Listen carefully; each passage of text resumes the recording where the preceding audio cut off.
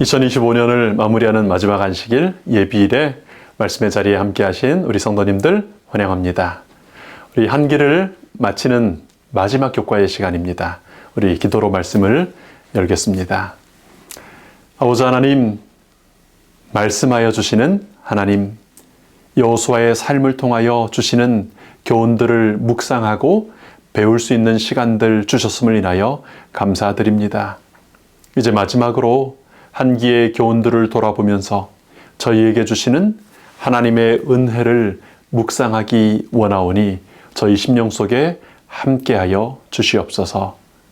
약속하신 성령님, 우리 가운데 임하시기를 구합니다. 고마우신 예수님 이름으로 기도합니다. 아멘. 우리는 2025년 마지막 한 기 동안 여호수아서를 다시 주신 기회라는 주제로 함께 묵상해 왔습니다. 말씀을 주시고 교훈하여 주신 하나님의 은혜와 지혜를 인하여 감사드립니다.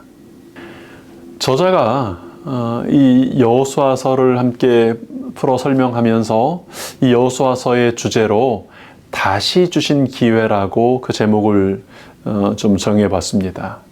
한 개 동안 우리 여호수아를 공부해 오시면서 다시 주신 기회를 좀 찾아보셨습니까?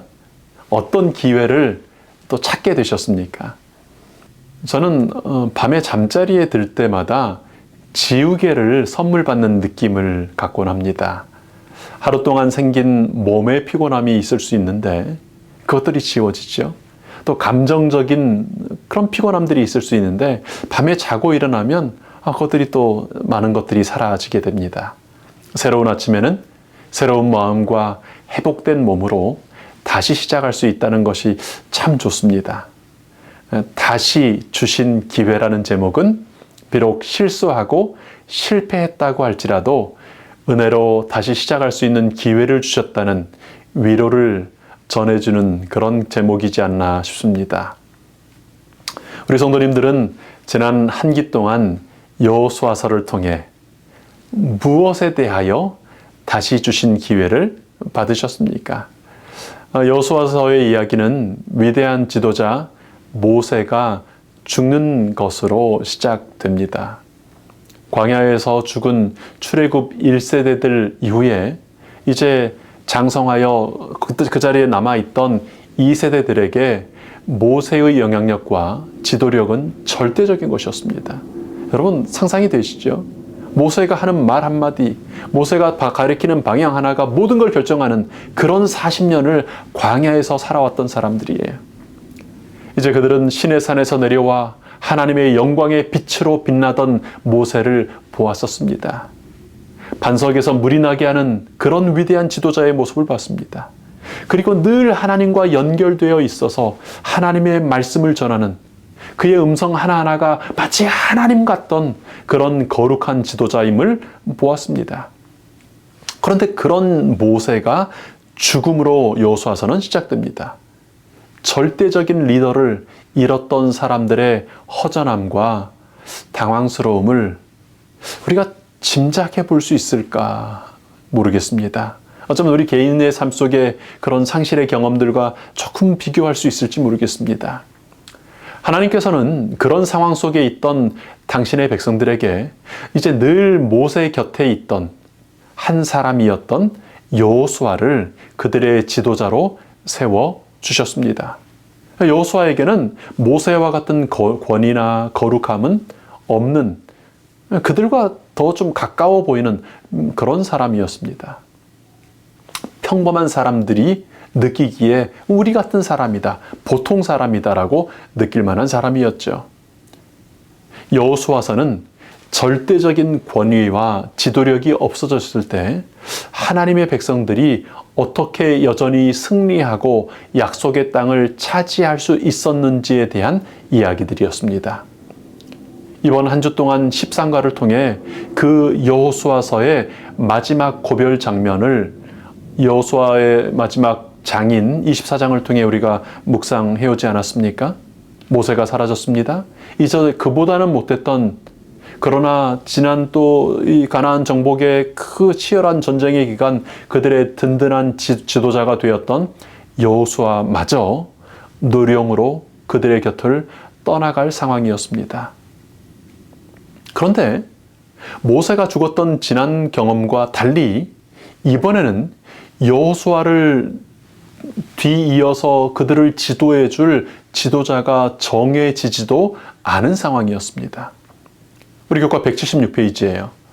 여호수아의 생애는 마지막을 향해 가고 있었고 후계자는 아직 보이지 않았다. 언약의 갱신은 이스라엘에게 그들의 왕이 바로 여호와이심을 상기시키며 그분께 충성한다면 그들이 보호를 받을 수 있을 것을 말한다. 신정국가로서 그들의 유일한 왕은 여호와이심을 그들은 항상 기억해야 했다. 하나님께서 이스라엘에게 주시는 그 지도자들의 특징이 좀 보이십니까? 노예로 살면서 우상 숭배의 대명사인 이집트에 오래 살았던 그 사람들에게는 강력한 기적과 권능과 말씀의 사람 모세를 주셨습니다. 이제 그 모세와 함께 40년 동안 하나님의 기적들을 맛보았고요. 모세를 통해 주신 율법의 말씀들을 받았습니다. 이제 이스라엘에게는 40년 전에 비해서 훨씬 준비된 상황이었기 때문에 모세보다는 훨씬 약해 보이는 지도자 여호수아를 주셨습니다.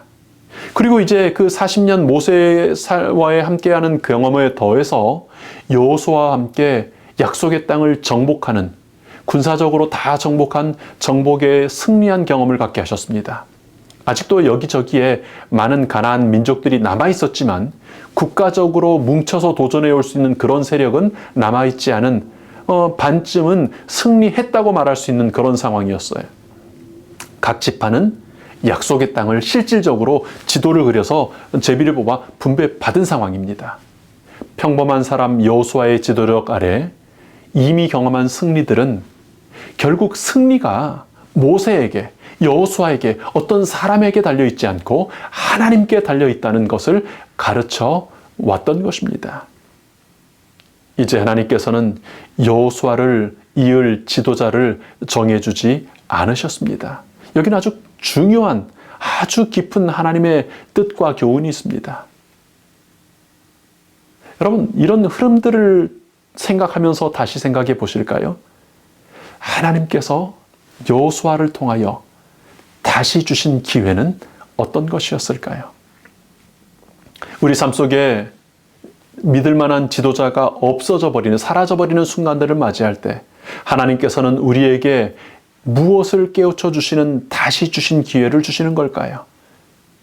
저는 하나님이 백성들이 다시 얻었던 기회는 하나님만이 영원한 유일한 왕이시며 통치자이심을 배울 수 있는 기회를 얻었다고 생각합니다.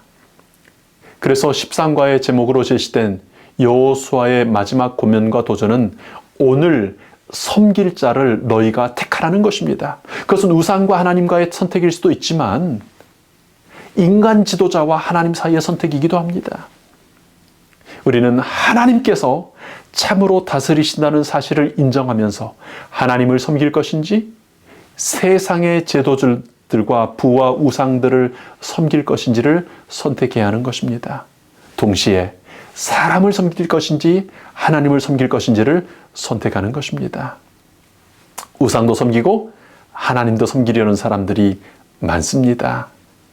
애굽에서 나온 무리들 중에는 우상 숭배자였던 사람들이 많았다. 관습의 힘은 매우 강력해서 가나안에 정착한 후에도 그 행위는 비밀리에 계속되었다. 여호수아는 이스라엘 백성 가운데 있는 이 악을 감지했고 그로 인해 발생할 위험을 분명히 인식했다. 그는 히브리 무리 가운데 철저한 개혁이 이루어지기를 간절히 바랐다. 여러분, 관습의 힘, 습관의 힘은 매우 강력합니다. 문화의 힘, 우리가 둘러싸이는 그 문화의 힘은 우리가 인식하지 못하는 동안에 우리를 아주 강력하게 묶어둡니다. 철저한 개혁이 이루어지지 않았다면 우리는 여호와를 섬긴다고 상상하면서 뜨뜻미지근한 우상 숭배자들이 되는 것입니다. 그는 백성이 온 마음을 다해 주님을 섬기기로 단호히 결심하지 않는 한 주님으로부터 점점 더 멀어지게 될 것을 알고 있었다. 어떤 사람들은 마음속으로는 우상 숭배자였지만 스스로를 우상 숭배자라고 인정하는 것을 부끄러워했다. 이제 한 해를 마쳐갑니다. 올 한 해 우리는 어떤 우상을 버렸을까요? 야곱이 세겜에 우상을 묻었던 것처럼 우리도 이 연말에 이 말씀의 세겜에 우리의 우상들을 묻어버릴 수 있기를 기도합니다. 사도 바울이 처음에는 자기를 사도 중에 지극히 작은 사도라고 표현합니다. 그리고 예수님과의 보는 시간이 많이 지난 이후에 나는 죄인 중에 괴수라고 고백합니다. 왜 그렇게 했을까요?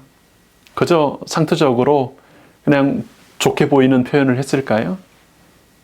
우리가 빛이신 예수님께 가까이 가면 갈수록 우리의 더러움이 더 깊이 드러나기 때문입니다. 우리가 하나님과 날마다 가까워지고 있다면 우리는 날마다 전에 깨닫지 못하던 나의 삶 속에 내가 섬기고 있던 우상들을 알게 되는 것입니다. 그래서 우상들을 버리게 될 것입니다. 우리는 오늘 한 해 어떤 우상들을 버렸을까요? 구체적인 우상이 생각나지 않으신다면 말씀을 날마다 펼치시기 바랍니다. 성령님을 구하시고 깨닫게 해주시기를 구하시기 바랍니다.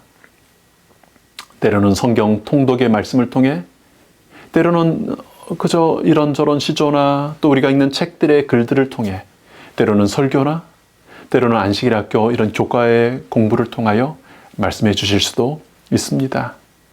지금 이 시간 관습의 힘을 이기고 습관이 된 우상을 버리겠다고 결심하지 않으시겠습니까? 다시 주신 기회. 어쩌면 그 기회는 오늘 우리 삶 속에 우상을 버릴 수 있는, 그렇게 하늘 가나안에 적합한 사람이 될 수 있는 기회 아니겠습니까? 사람들은 모세를 우상을 삼았을 수도 있습니다. 여호수아가 어떤 사람에게는 우상이었을 수 있습니다.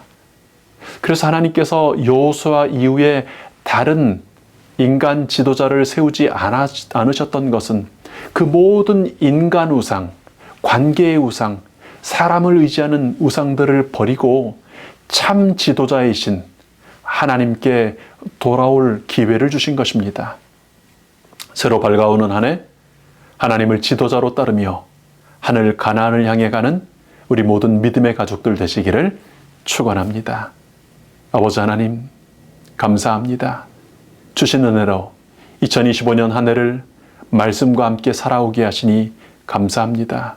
이렇게 말씀을 연구하고 함께 나눌 수 있는 안식일 학교를 주셨음을 인하여 감사를 드립니다. 다시 주신 기회, 우리의 참 군대장관 되시는 하나님을 발견할 수 있는 귀한 기회를 주셔서 감사합니다. 우상들을 깨닫게 하시고 우상들을 버릴 결심할 수 있는 기회를 주셔서 감사합니다.